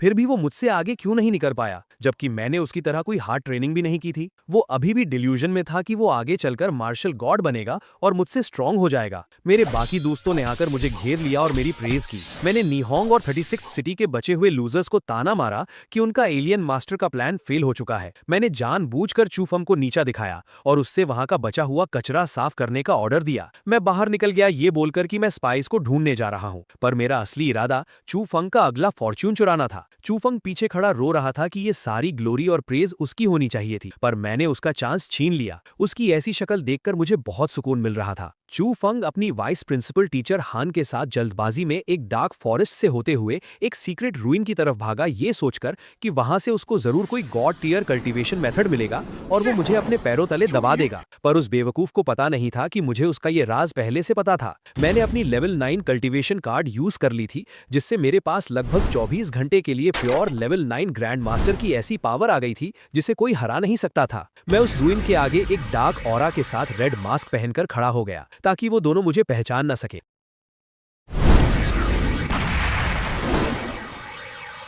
जैसे ही चू फंग और उसकी टीचर वहां पहुंचे और उन्होंने उस पत्थर के दरवाजे को गोल्डन की से खोला, मैं वहां उनके ठीक पीछे आ गया। मेरा ऑरा इतना हैवी था कि चू फंग की टीचर डर के मारे जमीन पर गिर गई और घुटने टेक कर मुझसे माफी मांगने लगी। मैंने अपनी डीप आवाज में उन्हें वॉर्न किया कि मैं इस सीक्रेट रूइन को सालों से प्रोटेक्ट कर रहा हूं और उनका ऐसे दरवाजा तोड़कर आना एक चोर का काम है जिसे मैं जिंदा नहीं छोड़ूंगा। उसकी टीचर तो रोकर माफी मांग रही थी, पर वो घमंडी चू फंग आगे आकर मुझ पर ही चिल्लाने लगा कि ये रूइन उन्होंने डिस्कवर किया है और वो गोल्डन की भी उसकी है, इसलिए सब कुछ उनका है। उसकी टीचर ने जल्दी से चू फंग को चुप कराया और अपनी बैकग्राउंड बताने लगी कि उसका बॉस ये ताओ है और उसका बाप लेवल 9 का रिसर्च डायरेक्टर है। उसने मुझे अपना सारा सामान लेने का ऑफर दिया, बस उनकी जान बख्शने के बदले में। मैंने हंसते हुए कहा कि तुम जैसे छोटे एंट्स के पास मुझे देने के लिए ऐसी कोई चीज नहीं है। मैंने अपनी स्वॉर्ड निकाली और उन दोनों को ठीक 30 सेकंड्स दिए ये डिसाइड करने के लिए कि आज वहां दोनों में से कौन मरेगा और कौन जिंदा वापस जाएगा। वक्त पूरा होते ही मैंने उनसे उनका फाइनल डिसीजन पूछा। चू फंग की टीचर हान ने बिना डरे चू फंग की जान बचाने के लिए खुद को सैक्रिफाइस करने का हीरोइक फैसला किया, पर दूसरी तरफ उस सेल्फ प्रोक्लेम्ड हीरो चू फंग ने डर के मारे खुद की जान बचाने के लिए उस टीचर को ही मरने के लिए चुन लिया जो उसके लिए अपनी जान दे रही थी। मैंने चू फंग के इस सेल्फिश दोगलेपन पर हंसा और बिना कोई टाइम वेस्ट किए एक सिंगल स्ट्राइक में अपनी स्वॉर्ड उस टीचर की छाती के आर पार कर दी। उस टीचर को आखिरी दम तक यकीन ही नहीं हुआ कि चू फेंग, जिसे वो इतना मानती थी, उसने उसे मरने के लिए आगे कर दिया। मैंने स्वॉर्ड निकाली और उस टीचर की डेड बॉडी जमीन पर गिर गई। मैंने उस रोते हुए चू फेंग को वॉर्न किया कि अगर वो अभी वहां से नहीं भागा तो मैं उसे यहीं जिंदा गाड़ दूंगा। वो इतना बड़ा डरपोक निकला कि बिना पीछे मुड़े वहीं से भाग खड़ा हुआ। मेरा टारगेट एग्जैक्टली यही था कि चू फेंग अकेले सफरिंग में रहे, जिससे मेरा प्लॉट पूरा हो गया। फिर मैं बिना टेंशन के उस रूइन के अंदर चला गया जहां एक गोल्डन ग्लोइंग स्केलेटन ध्यान लगाए बैठा था। वो स्केलेटन पिछले जमाने का मार्शल सेंट नैन शोंग फेंग था। मैंने उसे आवाज लगाई और वो स्केलेटन एक रूह बनकर जग गया और मेरे ऊपर चिल्लाने लगा कि वो सालों से यहाँ क्यों फंसा हुआ था। उसने मुझे बताया कि उसने मार्शल सेंट बनने के लिए बहुत सैक्रिफाइस किया था, पर उसके लेवल अप होते ही एलियन रेसेस के स्ट्रॉन्ग फाइटर्स ने उस पर पीछे से अटैक करके उसे मरने की हालत में छोड़ दिया था। उसने रोते हुए कहा कि वो बस 3 साल में मर गया और उसे बिल्कुल शांति नहीं मिली। मैंने उसकी रोने वाली सैड स्टोरी को सुनकर कैजुअली कहा कि उसकी लाइफ और डेथ से मेरा कोई लेना देना नहीं है। उस रूह ने गुस्से में पागल होकर अपना सबसे स्ट्रॉन्ग अटैक मुझ पर फेंक दिया। मैंने तुरंत बिना हिले अपना पावर एक्टिवेट किया और ओरिजिन सील स्किल का यूज करके उस लेवल 9 के रूह को एक बबल के अंदर ब्लॉक कर लिया। वो बबल में कैद होकर फाइनली पहचान गया कि मैं स्ट्रॉन्ग सू फैमिली से बिलोंग करता हूं। मैंने स्माइल करते हुए उसको बताया कि उसका गेस ठीक है और मैं उसे अभी मिटाऊंगा नहीं, क्योंकि वो एक बहुत स्पेशल आइटम बनने वाला है। मैंने उससे साफ बता दिया कि उसकी इस फॉर्म का सबसे अच्छा यूज ये है कि वो मेरे पिता सू लॉन्ग को उनका मार्शल सेंट रैंक हासिल करने में एज अ कोर मदद करेगा। मैंने उस चिल्लाती हुई रूह को एक छोटे से शाइनिंग क्यूब में ट्रैप कर लिया और सोचा कि मेरा बाप इस अजीब गिफ्ट से कितना ज्यादा खुश होगा। उसी वक्त सिस्टम ने मेरी स्क्रीन पर बहुत सारे हाई लेवल रिवॉर्ड्स फ्लैश किए, जिसमें एक डार्क ज़ैंग ट्यांग स्वॉर्ड मुझे मिली। बाउंड्री इंक्रीज कार्ड के साथ मुझे फुल 20,000 विलन पॉइंट्स मिले। चू फेंग और उसकी टीचर के प्लॉट को सक्सेसफुली तोड़ने के कारण सिस्टम ने मुझे एक ज़ैंग सेंग स्वॉर्ड आर्ट और एपिक रेन हुआंग सूत्रा भी रिवॉर्ड किया। मुझे रियलाइज हुआ कि इस टाइम यहाँ आना मेरे लिए कितना बड़ा मास्टर स्ट्रोक था। मुझे होप थी कि ये डबल लॉस चू फेंग के दिमाग को पूरी तरह हिला देगा, जिससे उसकी ग्रोथ रुक जाएगी। अब मेरा फोकस वापस आउटर वर्ल्ड की मेन बैटल पर गया, क्योंकि मेरे लेवल 9 कल्टीवेशन कार्ड का टाइम अभी बचा था। मैं स्मूथली चलते हुए बाहर वापस सिटी के रूइंस में पहुंचा, जहां शेंडाई जाओ कसांग अभी भी हमारे लोगों को टॉर्चर कर रहा था। उसने हंसकर कन्फेस किया कि डोंगदाओ और निहोंग के लोग ह्यूमंस को बिट्रे करके एलियंस की आर्मी में मिल चुके हैं, क्योंकि हम ड्रैगन नेशन के लोगों ने उन्हें आगे बढ़ने नहीं दिया था। उस गद्दार ने एलियन पावर यूज करके अपने राइट आर्म को एक ह्यूज म्यूटेटेड रेड क्लॉ में ट्रांसफॉर्म कर लिया था और मेरे कुछ दोस्तों को हवा में ब्लड स्प्लैटर के साथ क्रश कर रहा था। वो बेशरम जनरल जोर जोर से हंस रहा था और चिल्लाता जा रहा था कि हम ह्यूमंस उसकी इस डार्क एलियन मैजिक को कभी समझ ही नहीं पाए और अब वो हम सबको मारकर एक ब्लड सैक्रिफाइस क्रिएट करेगा।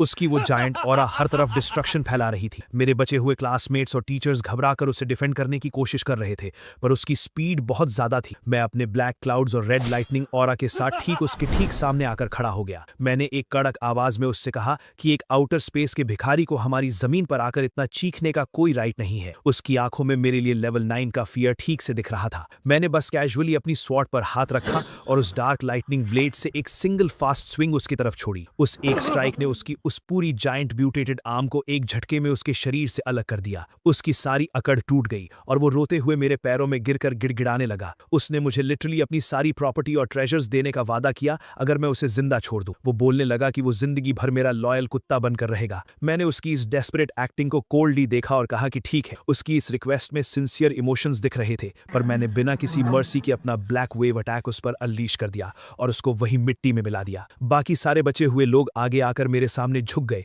और मुझे एज अ सेवियर थैंक्स बोलने लगे और मेरा असली नाम जानने की डिमांड करने लगे। मैंने इजीली कह दिया कि उन्हें मेरे नाम या पहचान जानने की कोई जरूरत नहीं है। हम सब वहां से अपनी मेन एकेडमी की तरफ निकल गए। मैं जानता था कि इस वॉर का फर्स्ट फेज फाइनली खत्म हो गया है और अब सारे फैक्शंस के लीडर्स बैठकर ये डिसाइड करेंगे कि इन एलियन सपोर्टर्स का आखिरी क्लियरेंस कब और कैसे करना है। मैं वहां से दूर चू फंग को देख रहा था और उसको देखते ही मैं रिलैक्स हो गया, क्योंकि उसकी फेक रोने वाली हालत मेरी जीत का सबूत थी। मेरे एक टीममेट ने मेरे पास आकर हंसते हुए रिपोर्ट दी कि उन म्यूटेटेड नीहोंग एनिमीज का स्टैमिना लिटरली बहुत ज्यादा था और उनके एलियन पार्ट्स को डिस्ट्रॉय करने में बहुत एक्स्ट्रा एनर्जी लग गई थी। उसका मन था कि वो उन लोगों को जल्दी मारने की जगह पहले थोड़ा टॉर्चर करता। मैंने उसको कंप्लीटली अग्री करते हुए बोला कि वाकई हमने उन कचरे वालों को ईजिली मरने दिया।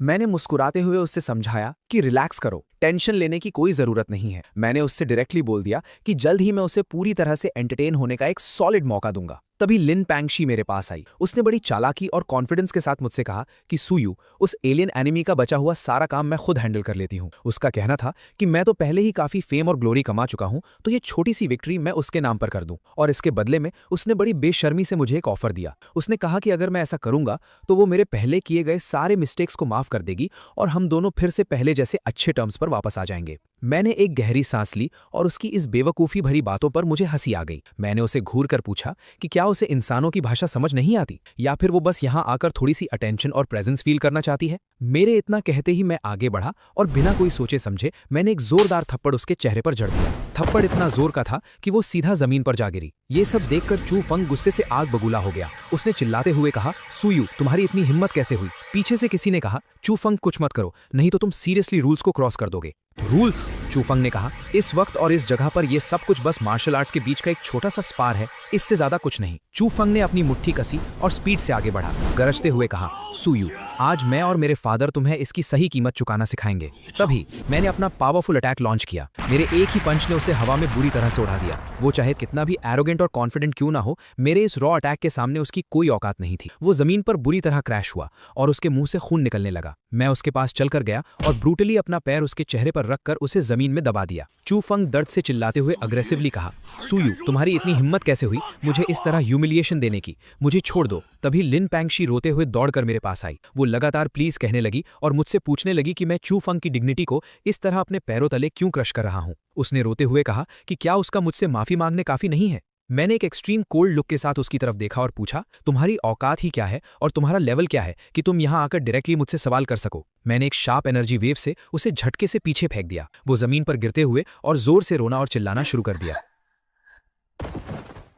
चू फंग नीचे दबा हुआ चिल्लाया कि मैं उसे जल्द ही छोड़ दूं और उसने कहा कि वो मुझे उसके साथ ऐसा बिहेव करने नहीं देगा। मैंने स्ट्रांगली और क्लियरली उसे वार्न कर दिया कि अगर उसने दोबारा मुझे इस तरह ऑफेंड करने की कोशिश की तो मैं इस बात की बिल्कुल गारंटी नहीं ले सकता कि इस दुनिया में उसके एग्जिस्ट करने के लिए कोई जगह बचेगी भी या नहीं। ठीक उसी वक्त मेरे दिमाग में सिस्टम की फेमिलियर आवाज गूंजी। सिस्टम ने मुझे कॉन्ग्रेचुलेट किया कि मैंने सक्सेसफुली सन ऑफ डेस्टिनी के मेंटल स्टेट को बुरी तरह से इंटरफेयर किया है। जिसकी वजह से उसके विल पावर में मैसिव और वायलेंट फ्लक्चुएशंस क्रिएट हुए हैं। इस अचीवमेंट के लिए मुझे ह्यूज रिवॉर्ड्स इशू किए गए थे। मुझे एक ऐसी पावरफुल बॉडी फोर्जिंग टेक्निक मिली जो मेरे सेल्स को 8th रैंक स्टेज में ही इमॉर्टल लेवल पर ट्रांसफॉर्म और रिकंस्ट्रक्ट कर सकती थी। ये एपिक टेक्निक मेरे 100 साल के हार्ड ट्रेनिंग और कल्टीवेशन टाइम को आसानी से बचा सकती थी। मैंने कामली सोचा, चलो अभी के लिए इसे सेव करके रखता हूं। जब ये टेक्निक सच में अपने ट्रू परफेक्ट और मैक्स लेवल पर पहुंचेगी, तभी इसका सबसे बेस्ट और मैजिकल हार्वेस्ट मुझे मिलेगा। कुछ वक्त बाद एकेडमी में एक ग्रैंड ऑफिशियल मीटिंग हुई, जहां सारे टॉप स्टूडेंट्स और इंस्ट्रक्टर्स इकट्ठे हुए थे। एक सीनियर इंस्ट्रक्टर ने आगे आकर सीरियसली अनाउंस किया कि फ्रंट लाइन की बैटल सिचुएशन अचानक से काफी बिगड़ गई है, इसीलिए उन्हें बहुत सॉरी फील हो रहा है कि ये martial arts exchange tournament smoothly खत्म नहीं हो पाएगा। ओवरऑल स्ट्रेटेजिक कॉम्बैट प्लानिंग को ध्यान में रखते हुए इस साल के टूर्नामेंट को वक्त से पहले ही स्टॉप किया जा रहा था। उसके बाद जनरल यांग सबके सामने मेरी ओपनली तारीफ करते हुए बोले कि सू फैमिली के स्टूडेंट्स सच में इनक्रेडिबल और टॉप टियर होते हैं। मैंने बड़ी ही पोलाइटनेस के साथ कहा कि जनरल यांग, आप कुछ ज्यादा ही तारीफ कर रहे हैं। मैंने उनसे कहा कि मैं बस अपनी सू फैमिली की ग्लोरी और उनके ऑनर को मेंटेन कर रहा था। मेरा फर्ज है कि मैं अपनी पोजीशन और अपने नाम की रिस्पेक्ट रखूं। अगर मैं यहाँ वीक दिखता और मेरी वजह से मेरी सू फैमिली की रेपुटेशन खराब होती, तो ये मेरे लिए सबसे बड़ा क्राइम होता। जनरल यांग मेरी इस बात से बहुत इंप्रेस हुए। उन्होंने तुरंत डिसीजन लिया और मुझे 9th सिटी की तरफ से जीते गए सारे रिवॉर्ड्स का सोल इंचार्ज बना दिया। उन्होंने मुझे पूरी अथॉरिटी दे दी कि मैं इन रिवॉर्ड्स को अपने हिसाब से सबके बीच डिस्ट्रीब्यूट करूं। मैंने तुरंत सारे वैल्यूएबल रिसोर्सेज और वेपन्स निकाले और वहां खड़े सभी लोगों को उनका फेयर शेयर दे दिया। मैंने उन्हें साफ शब्दों में कहा कि अब कोई ये नहीं कह सकता कि मैंने उनके साथ इनजस्टिस किया है। मैंने उन सबको मोटिवेट करते हुए कहा कि इस बैटल के बाद मैं उम्मीद करता हूं कि वो लोग 9th सिटी के नाम को कभी झुकने नहीं देंगे और अपनी ट्रेनिंग पर फोकस करेंगे। जब सारा डिस्ट्रीब्यूशन खत्म हो गया तो एक कमांडर आगे आया और उसने सबको ऑर्डर दिया कि अब सब अपने अपने आइटम्स पैक कर लें और 9th सिटी वापस लौटने की तैयारी कर लें। उन्होंने बताया कि वापस जाने के बाद सबको अपनी इंडिपेंडेंट ट्रेनिंग और मिशंस पर जाने की फ्रीडम मिल जाएगी। मुझे वहां किन जनरल ने एक बहुत ही रेयर और स्पेशल पास दिया। उन्होंने मुझे वार्न किया कि ये पास बहुत ही इंपॉर्टेंट है और मुझे इसे बहुत संभाल कर रखना होगा, क्योंकि ये मुझे रिस्ट्रिक्टेड एरियाज में एंट्री देगा। मैंने उन्हें थैंक यू बोला और कहा कि हम 3 महीने बाद जरूर मिलेंगे। किसी ने पूछा कि मैं फाइनली 5th सिटी की तरफ क्यों जा रहा हूं, तो एक ऑफिसर ने उन्हें बताया कि मैं ह्यूमैनिटी के डिफेंस लाइन के सबसे आगे वाले हिस्से पर जा रहा हूं, जहां एलियन रेसेस का सबसे बड़ा खतरा है। चू फेंग अभी भी जमीन पर गुस्से से अपने दांत पीस रहा था। उसके दिल में मेरे लिए एक आग जल रही थी और वो सोच रहा था कि फ्रंट लाइंस पर सिर्फ मैं ही अकेला हीरो नहीं बनूंगा। उसका घमंड उससे कह रहा था कि जब वो अपनी फुल पावर के साथ वापस आएगा तो वो मुझे मेरे गॉड लाइक पेडेस्टल से नीचे गिरा देगा और मुझे घुटनों पर ला देगा। मैं जल्दी ही ट्रैवल करके 5th सिटी के मेन मिलिट्री कैंप में पहुंचा। वहां गार्ड्स ने मुझे रिस्पेक्ट के साथ ग्रीट किया और अंदर जाने का रास्ता दिखाया। जब मैं कमांडर टेंट के अंदर घुसा तो मेरे सामने का सीन देखकर मेरा दिल एकदम से भारी हो गया। वहां चेयर पर मेरे फादर जनरल सू लॉन्ग बैठे थे और उनकी कंडीशन बहुत ही खराब लग रही थी। उनका एक हाथ बुरी तरह से इंजर्ड था और उसमें से खून निकल रहा था। उनकी मेंटल स्पिरिट भी बहुत ज्यादा वीक हो चुकी थी, जैसे उन्होंने किसी बहुत ही डेंजरस एनिमी का सामना किया हो। मैंने तुरंत परेशान होकर उनसे पूछा कि आखिर उनकी ऐसी हालत किसने की है और किस ईविल एंटिटी ने उन पर इतना डेडली अटैक किया है। मेरे फादर ने मुझे रिलैक्स करने का इशारा किया और बड़ी ही शांति से कहा कि यह बस बैटलफील्ड की एक छोटी सी प्राइस है जो उन्हें चुकानी पड़ी है। उन्होंने कहा कि थोड़े हाई टियर रिसोर्सेज यूज करके वो अपने इस डैमेज को ठीक कर लेंगे। बिना टाइम वेस्ट किए मैंने अपनी सिस्टम स्टोरेज से एक ग्लोइंग हरी क्विंगलिंग पिल निकाली। ये कोई आम पिल नहीं थी, ये प्योर लाइफ एनर्जी से भरी हुई थी जो सीधा हेवन और अर्थ के ओरिजिन सोर्स से कनेक्ट कर सकती थी। मैंने वो पिल अपने फादर को दी और जैसे ही उन्होंने उसे अपनी बॉडी पर लगाया, उनका कटा हुआ और इंजर्ड हाथ अचानक से एक गोल्डन ऑरा से ग्लो करने लगा। देखते ही देखते उनके मिसिंग सेल स्ट्रक्चर्स फिर से रीजनरेट होने लगे और उनकी स्पिरिट पहले से भी ज्यादा पावरफुल हो गई। मेरे फादर हैरान रह गए कि एक छोटी सी पिल में इतनी एक्सट्रीम हीलिंग पावर कैसे हो सकती है। उन्होंने रियलाइज किया कि ये पावर डायरेक्टली उनके ब्रोकन रैंक और रेल्म को फिर से फॉर्म कर रही है। मैंने स्माइल करते हुए उन्हें बताया कि मार्शल सेज लेवल के नीचे अगर मेरे फादर की सिर्फ एक आखिरी सांस भी बची होती तो भी मैं उन्हें डायरेक्ट मौत के दरवाजे से वापस खींच कर ला सकता हूं। मेरे फादर ने मुझे एक गहरी नजर से देखा और पूछा कि मैं आखिर अपने 3rd ग्रैंड अंकल को क्यों बुलाना चाहता हूं और मेरा एक्चुअल प्लान क्या है। उस वक्त मैंने एक बहुत ही मिस्टीरियस और ग्लोइंग क्यूबिकल बॉक्स बाहर निकाला। उस बॉक्स के बाहर निकलते ही पूरे टेंट में एक सुप्रीम एनर्जी फैल गई। मैंने उस बॉक्स की तरफ इशारा करते हुए अपने फादर से कहा कि इसके अंदर एक डायरेक्ट मार्शल सेज की पोजीशन सील्ड है। मेरे फादर की आंखें शौक से पूरी तरह खुल गईं। उन्होंने कभी सपने में भी नहीं सोचा था कि उनके बेटे के पास एक रियल मार्शल सेज का सोर्स होगा। मैंने उन्हें एक्सप्लेन किया कि ये अंदर वाला मार्शल सेज का source specifically 3rd grand uncle के लिए है, ताकि वो फाइनली उस सुप्रीम रैंक को अचीव कर सकें। मैंने उन्हें ग्लोइंग गोल्डन बुक दी। मैंने बड़ी सीरियस टोन में उनसे कहा कि जहां तक उनकी बात है, उन्हें अब सिर्फ एक मार्शल सेज नहीं बनना है। उनकी डेस्टिनी अब ह्यूमन एम्परर बनने की है और वो पूरी ह्यूमैनिटी को लीड करेंगे। मेरे फादर मेरे इस एम्बिशन और पागलपन को देखकर स्टन रह गए थे। वो खुद से सोच रहे थे कि उनका ये बेटा आखिर किस लेवल का गॉड लाइक प्लान बना रहा है। उन्होंने उस ग्लोइंग गोल्डन बुक को देखा और पूछा कि ये आखिर कौन सी डिवाइन टेक्निक है। मैंने उन्हें बताया कि ये ह्यूमन एम्परर मैनुअल है और ये किसी भी top tier heaven level technique से कई हजार गुना ज्यादा स्ट्रांग है। ये एक एक्चुअल स्टार लेवल टेक्निक थी। मेरे फादर इमोशनल हो गए और उन्होंने कहा कि ये टेक्निक मुझे खुद के लिए रखनी चाहिए क्योंकि मेरी उम्र अभी कम है और मेरा टैलेंट इस टेक्निक को डिजर्व करता है। उनका कहना था कि उनकी उम्र अब ढल चुकी है और मैं उनसे बेटर कैंडिडेट हूं। उन्होंने ये प्रपोज किया कि अब से पूरी सू फैमिली अपने सारे रिसोर्सेज लगाकर मुझे एक सुप्रीम ह्यूमन एम्परर बनने के लिए ट्रेन करेगी। मैंने मुस्कुराकर उन्हें बुक वापस दी और कहा कि वो इसे खुद प्रैक्टिस करें क्योंकि मेरे पास ऑलरेडी इससे भी अच्छे और पावरफुल ऑप्शंस मेरे सिस्टम में अवेलेबल हैं। मेरे इस स्ट्रॉन्ग एटीट्यूड को देखकर मेरे फादर मान गए और उन्होंने तुरंत थर्ड ग्रैंड अंकल को एक सिग्नल भेजकर वहां बुला लिया। जब थर्ड अंकल आते हैं तो वो फादर से सब हाल पूछते हैं। मैं थर्ड अंकल के पास जाके उन्हें बताता हूं कि मैंने उनके लिए और फादर के लिए एक छोटा सा सरप्राइज लाया था। उन्होंने फिर उस सेंट रैंक सील को देखा और वो बेहद खुश थे कि मैं उन्हें ये दे रहा था। फिर वो पूछते हैं कि मेरा लेवल अचानक 6 से 9 तक कैसे पहुंच गया, जिस पर मैं जवाब देता हूं कि एक पुराने सेंट की वजह से, लेकिन उस वक्त का कल्टीवेशन सिर्फ थोड़े टाइम तक चलेगा। उसके बाद एक जनरल दौड़ा हुआ आया और बताया कि फ्रंट लाइन पे अटैक हो गया है। दुश्मनों में 10 लेवल 9 रैंक्स और कुछ और पावरफुल फाइटर्स थे। ये सुनकर मेरे फादर का चेहरा सीरियस हो गया। उन्होंने तुरंत अपने कमांडर मोड में आते हुए ऑर्डर दिया कि जिन लोगों को चोट नहीं आई है उन्हें तुरंत ब्लड रीस्टोरिंग पिल्स दी जाएं और वो डायरेक्ट बैटलफील्ड की तरफ बढ़ें। उन्होंने फोर्थ सिटी से एक्स्ट्रा बैकअप मंगवाने का भी ऑर्डर दिया। मेरे फादर और थर्ड ग्रैंड अंकल ने मुझे टेंट में रुकने को कहा। उन्होंने डिसाइड किया कि पहले वो इन एलियंस का सफाया करेंगे और उसके बाद ही अपना ब्रेक थ्रू स्टार्ट करेंगे। मेरे फादर बाहर जाने लगे तभी मैंने उन्हें रोककर अपने हाथों में से 2 किताबें निकाली। मैंने उन्हें वॉइड ब्लीड टेक्निक की बुक दी जो कि एक star level martial. Hello guys, आप लोग कैसे हो? तो इस वीडियो को आप लोगों को कैसा लगा प्लीज कमेंट सेक्शन में बता देना और इस वीडियो का लाइक टारगेट 30 लाइक्स आ जाता है तो मैं इसका सेकंड पार्ट भी ले आऊँगा। तो गुड बाय और आप लोगों को